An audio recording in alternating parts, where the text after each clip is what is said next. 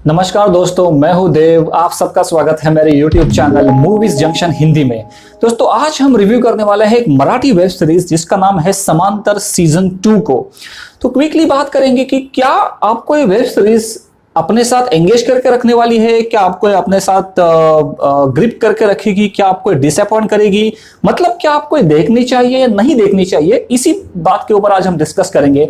तो आगे बढ़ने से पहले चैनल पर पहली बार हो तो चैनल को सब्सक्राइब करना, बेल आइकन को प्रेस करना ना भूलिएगा ताकि कोई भी वीडियो आपसे कभी भी मिस ना हो। तो क्विकली बेसिक इस वेब सीरीज के बारे में हम जान लेते हैं। इस वेब सीरीज को आप MX प्लेयर पे देख सकते हो।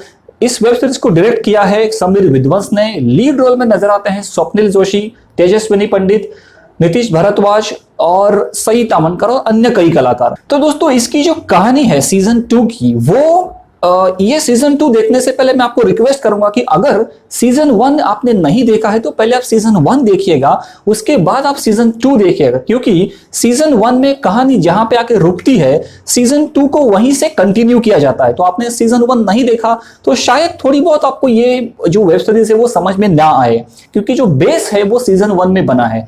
तो अगर आपने सीजन 1 नहीं देखा है तो मैं आपको एक ओवरव्यू देता हूं कि सीजन 1 में क्या है और उसके बाद बात करेंगे कि सीजन 2 में क्या है। देखो, यहाँ पे दो लोगों की जो लाइफ है वो बिल्कुल पैरेलल चल रही है। मतलब एक है कुमार महाजन और दूसरा है सुदर्शन चक्रपाणी।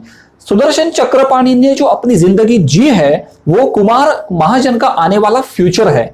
मतलब जो जो सुदर्शन चक्रपाणी की लाइफ में घट चुका है, हो चुका है, वो सब कुछ कुमार महाजन की लाइफ में होने वाला है। इसके बाद सीजन 1 में हमें दिखाया जाता है कि ये जो बात है ये कुमार महाजन को एक एस्ट्रोलॉजर से पता चलती है कि किसी सुदर्शन चक्रपाणी की लाइफ उनसे जुड़ी है। इसके बाद कुमार महाजन सुदर्शन चक्रपाणी को बहुत ढूंढते हैं और बहुत मेहनत के बाद वो सुदर्शन चक्रपाणी तक पहुंचते हैं। सुदर्शन चक्रपाणी उनको 3 डायरिया कुमार महाजन के हाथों में थमा देता है। इन डायरियों में और कुछ नहीं तो सुदर्शन चक्रपाणी ने कौन से दिन क्या कर्म किया है सब कुछ लिखा है। मतलब ये सब कुछ फ्यूचर होने वाला है कुमार महाजन का। लेकिन यहाँ पे एक रूल है। सुदर्शन चक्रपाणी जब वो सब डायरिया कुमार महाजन को देता है तो वो कहता है कि सब कुछ फ्यूचर, वो जो पूरा फ्यूचर है, वो जो पूरी डायरिया, सब डायरियाज है, वो एक साथ नहीं पढ़नी है। एक दिन एक पन्ना, मतलब कल क्या होने वाला है वो कुमार महाजन को आज पढ़ना है। तो ये था ऑल अबाउट सीजन 1। अब सीजन 2 में दोस्तों बहुत सी ऐसी बातें हैं जो कुमार महाजन वो डायरी पढ़ के अपनी लाइफ एक हद तक चेंज कर लेता है। एक कंपनी में मैनेजर बन जाता है, उसको कंपनी की गाड़ी, बंगला सब कुछ मिलता है, क्योंकि सीजन 1 में वो बहुत गरीब होता है लेकिन सीजन 2 में वो कई हद तक अमीर हो जाता है। ऐसे बहुत से गलत काम जो सुदर्शन चक्रपाणी ने अपने लाइफ में किए हैं वो कुमार महाजन उस डायरी की बदौलत वो सब कुछ इजीली इग्नोर करता है, अवॉइड करता है। लेकिन दोस्तों, वो कहते हैं ना कि इस दुनिया में सब कुछ, सबसे ज्यादा कुछ डिफिकल्ट है तो वो है काम वासना पे कंट्रोल करना। एक दिन कुमार महाजन की जिंदगी में एक ऐसी औरत आती है जो उसको पता भी है कि ये सब होने वाला है, फिर भी वो जानबूझ के उस कुएं में कूद जाता है। उसको सब पता है कि क्या होने वाला है आगे, फिर भी वो अपने आप को कंट्रोल नहीं कर पाता। मतलब सुदर्शन चक्रपाणी ने जो गलती की थी वही गलती कुमार महाजन भी करता है। इसके बाद कुमार महाजन की लाइफ में क्या उथल पुथल होती है, क्या सब पटरी पे आएगा नहीं आएगा, क्या उसकी जिंदगी पूरी तरह से तबाह होगी, ये सब जानने के लिए आपको ये सीजन 2 देखना पड़ेगा। देखो, बात करेंगे कि इस वेब सीरीज में ऐसी क्या बातें हैं जो आपको अच्छी लग सकती है या आपको अपने साथ एंगेज करके रख सकती है। जो सबसे पहली अच्छी बात मुझे इस वेब सीरीज में लगी कि जो भी क्वेश्चंस सीजन 1 में अनआंसर्ड थे, सबके आंसर हमें इस वेब सीरीज सीजन 2 में मिलते हैं। मतलब हर किस कैरेक्टर का क्या होने वाला है सब कुछ आपको इस वेब सीरीज के सीजन 2 में पता चल जाएगा। और जिस तरह से स्टोरी को बिल्ड किया है वो बहुत काबिले तारीफ है, काफी हद तक मुझे अच्छा लगा। स्टार्टिंग के 1-2 एपिसोड आपके थोड़े से डल आपको लग सकते हैं, थोड़े से आपको नाराज कर सकते हैं, क्योंकि जब ये वेब सीरीज स्टार्ट होती है तो कुछ इस तरह से स्टार्ट होती है। इसके बाद जब वो पेस पकड़ लेती है तब आपको अगले एपिसोड में क्या होने वाला है, अगले एपिसोड में क्या होने वाला है, यही एक क्यूरियोसिटी आपके दिल में रहेगी जो इस वेब सीरीज को देखने के लिए, पूरा देखने के लिए आपको मजबूर करती है। दूसरी अच्छी बात मुझे लगी वो है इस वेब सीरीज की जो एंडिंग है, जो क्लाइमेक्स सीन है वो काफी हद तक अनएक्सपेक्टेड था, काफी शॉकिंग था, सरप्राइजिंग था। क्योंकि पहली बात तो वेब सीरीज का जो क्लाइमेक्स है उससे ये पता चलता है कि इसका सीजन 3 भी आ सकता है। उसके अलावा जो एक मिस्ट्री अगर सॉल्व होती है तो दूसरी मिस्ट्री क्रिएट होती है। इस तरह का इन्होंने जो क्लाइमैक्स किया है, एंडिंग इस वेब सीरीज की रखी है, वो मुझे काफी अच्छी लगी, काफी यूनिक लगी। तीसरी बात है कि सबकी परफॉर्मेंसेस देखो, स्वप्निल जोशी की जितनी अच्छी एक्टिंग उन्होंने सीजन 1 में की है, उतनी ही एक अच्छी और ग्रिपिंग एक्टिंग उन्होंने इस सीजन में भी की है। तेजस्विनी पंडित और स्वप्निल जोशी, इनकी जो केमिस्ट्री है, मतलब एक कपल जब रोमांटिक सिचुएशन हो, जब टेंशन वाला सिचुएशन हो, जब एंग्री सिचुएशन हो, इन सब सिचुएशन में एक कपल किस तरह से बिहेव करता है, ये दोनों की केमिस्ट्री से हमें बहुत देखने को अच्छा लगता है, क्योंकि जो दोनों की एक्टिंग है वो एज ए कपल सुपर्ब है।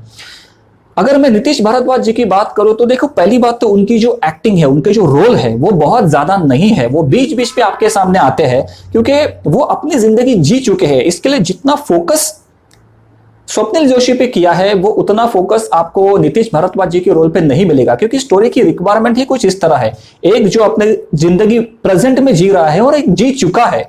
तो वो जो जिंदगी जी चुका है, उसके जो रोल है वो बहुत कम है, बहुत शॉर्ट है। इसके लिए शायद ये हो सकता है कि आपको उनकी एक्टिंग उतनी अच्छी ना लगे, क्योंकि कैसे नेचुरल है, जिस एक्टर को आप बैक टू बैक देखते हो, उससे आपकी जो एंगेजमेंट है वो ज्यादा होती है। इसके लिए जो छोटे छोटे रोल है, बीच बीच में रोल आते हैं नीतीश भारद्वाज जी के, इसके लिए उनकी एक्टिंग आपको डल भी लगे, थोड़ी कम अच्छी लगे। पर्सनली मेरा ये ओपिनियन है कि उनकी जो सबसे लाइफ की बेस्ट परफॉर्मेंस है, वो है महाभारत सीरीज में जो उन्होंने एक्टिंग की है भगवान श्री कृष्ण की। उनका जो रोल था, उनकी जो डायलॉग डिलीवरी है, फेशियल एक्सप्रेशंस है, संस्कृत के सब श्लोक बोलना, उसका मतलब अर्जुन को समझाना, वो उनकी जो एक्टिंग है, उसको अगर मैं इस सीजन से कंपेयर करूं तो उनकी इस सीजन की एक्टिंग दोस्तों मुझे बहुत हद तक कम लगी, बहुत डल लगी। बट ओवरऑल अगर मैं सिर्फ इस सीजन समांतर 2 पे फोकस करूं तो सबकी एक्टिंग एक हद तक अच्छी है, डिसेंट है। इसके अलावा सई तमनकर हो या कुमार महाजन का दोस्त का रोल जिसने अदा किया है, एस्ट्रोलॉजर का रोल जिसने अदा किया है सावरकर जी, उनकी एक्टिंग भी दोस्तों काफी हद तक अच्छी है। तो ओवरऑल मुझे सबकी एक्टिंग, ऐसा नहीं कि किसी की एक्टिंग बहुत ज्यादा अच्छी है या बहुत खराब है, एवरेज या डिसेंट एक्टिंग जिसको कहते हैं, वैसी सबकी एक्टिंग इस वेब सीरीज में मुझे लगी। चौथी बात यह है कि हर एक फिल्म में, हर एक वेब सीरीज में आपको एक हिडन या एक क्लियर मैसेज होता है। इस वेब सीरीज में भी एक हिडन मैसेज है, जो आपको अगर आपने अपनी जिंदगी में सीख लिया, अडॉप्ट कर लिया, तो हम भी अपनी जिंदगी में बहुत कुछ सीख सकते हैं। वो मैसेज ये है कि इंसान चाहे कितना भी भागे, वो अपने कर्मों से नहीं भाग सकता। आज अगर आप अच्छा कर्म कर रहे हो तो उसका आने वाला फल भी अच्छा होगा, और आज अगर गलत कर्म कर रहे हो, गलत काम कर रहे हो, तो आप किसी के भी पास जाओ, किसी एस्ट्रोलॉजर के पास जाओ या दुनिया में कहीं भी जाके छुप जाओ, जो गलत होने वाला है वो होके ही रहेगा। आप समय से हर वक्त एक कदम पीछे ही रहोगे। ये एक हिडन मैसेज इस वेब सीरीज में मुझे मिलता है। मुझे लगता है कि ये बहुत जरूरी है समझना हम सबको। देखो, इसके अलावा एक जो सस्पेंस वाली वेब सीरीज होती है, वो ऐसी कैपेबल होनी चाहिए जो ऑडियंस के दिल में क्वेश्चंस क्रिएट करे कि अब नेक्स्ट क्या होने वाला है, इसका एंड क्या होगा, कौन जिएगा, कौन मरेगा, किसके साथ क्या होने वाला है। ये सब क्वेश्चंस आपके माइंड में अराइज होनी चाहिए, जो ये वेब सीरीज आपके माइंड में अराइज करती भी है और आपको पूरी वेब सीरीज देखने के लिए मजबूर करेगी। तो in terms of thrill, suspense, mystery, काफी हद तक ये वेब सीरीज अच्छी है। अब बात करेंगे कि इस वेब सीरीज में नेगेटिव क्या है, माइनस क्या है, या आपको कहां पे ये वेब सीरीज डिसअपॉइंट कर सकती है। सबसे बड़ा डिसअपॉइंटमेंट मुझे इस वेब सीरीज में मिला, वो है इस वेब सीरीज के न्यूडिटी सीन और गाली गलौज। दोस्तों देखो, मैं एज ए व्यूअर, मैं एज अ ऑडियंस ये कभी एक्सपेक्ट नहीं करूंगा कि एक रीजनल वेब सीरीज में, एक मराठी वेब सीरीज में इतना हाई लेवल का एडल्टनेस, इतना हाई लेवल की न्यूडिटी या गाली गलौज हो, क्योंकि आई वाज रियली शॉक्ड। क्योंकि इस तरह की जो रीजनल फिल्म्स होती है या वेब सीरीज होती है, वो हम हमारे फैमिली के साथ देखते हैं, लेकिन अगर ऐसी न्यूडिटी है, ऐसी गाली गलौज है, तो कैसे पॉसिबल है कि हम इस तरह की फिल्म्स या वेब सीरीज फैमिली के साथ बैठ के देखें। क्योंकि बॉलीवुड की फिल्मों में या बॉलीवुड की वेब सीरीज में ऐसे गाली गलौज या न्यूडिटी वाले सीन वो एक ट्रेंड बन चुका है, that is a different story. लेकिन रीजनल फिल्म इंडस्ट्री भी अगर उसको कॉपी करेगी इन गलत चीजों को, तो मुझे लगता है कि वो सही नहीं है। क्योंकि देखो, कभी कभी रिक्वायरमेंट होती है स्टोरी की कि आपको एक छोटी मोटी गाली डालनी पड़ती है या एडल्ट सीन डालना पड़ता है, वो कभी कभी ठीक है, कभी कभार ठीक है, लेकिन हर एक एपिसोड में कम से कम 4 से 5 गालियां इस वेब सीरीज में, मतलब 10 एपिसोड 10x5, मतलब 50 गालियां कम से कम आपको इस वेब सीरीज में सुननी पड़ेगी, जो मुझे लगता है कि काफी हद तक गलत है। दूसरी जो इलॉजिकल बात मुझे इस वेब सीरीज में लगी, वो है सुदर्शन चक्रपाणी के लाइफ में सई तामनकर की एंट्री। देखो, एक बात हमें यहां समझनी होगी कि जो सुदर्शन चक्रपाणी अपनी जिंदगी जी रहा है, वो 30 साल पहले अपनी जिंदगी जी रहा है, मतलब उसकी जो भी सीन आपको दिखा है वो 30 साल पहले के है। अब 30 साल पहले उसकी लाइफ में जब सईद अमनकर आती है तो वो उसकी एंट्री इतनी डल और इतनी इलॉजिकल लगती है। पहले तो आप ये समझ लो कि वो एक गांव की लड़की, एक गांव का सीन दिखा है जिसमें वो सईद अमनकर सुदर्शन चक्रपाणी के गाड़ी में आके बैठती है, उसकी चप्पल टूटी है इसके लिए, फिर उसको बोलती है कि क्या आप मेरे फोटो खींचोगे, फिर उनका वो पास आना, चाय कॉफी के लिए मिलना, वो इतना फास्ट पेस पे है जो देखने के लिए दोस्तों बहुत इलॉजिकल लगता है। पहली बात तो उसका जो ड्रेस है वो ही उसकी उस लैंग्वेज पे सूट नहीं करता, क्योंकि लैंग्वेज है एक गांव की लड़की की और ड्रेस है एकदम मॉडर्न 30 साल पहले, जो बहुत मुझे मिसमैच लगा। और इतना फास्ट पेस पे ये जो उन्होंने एक दूसरे को करीब लाया है, बेटर वो अच्छा एक स्क्रीन प्ले डिजाइन करते जिससे उन दोनों का एक दूसरे के पास आना अच्छे से जस्टिफाई हो सकता था, तो वो थोड़ा सा लॉजिकल लग सकता था। तीसरी बात यह है कि वो क्या रीजन है जिससे कुमार महाजन और सुदर्शन चक्रपाणी इनकी लाइफ एक दूसरे से जुड़ी है, वो बेस्ट रीजन क्या है, वो ना तो इसका जवाब हमें सीजन 1 में मिला ना तो हमें इस सीजन में मिला।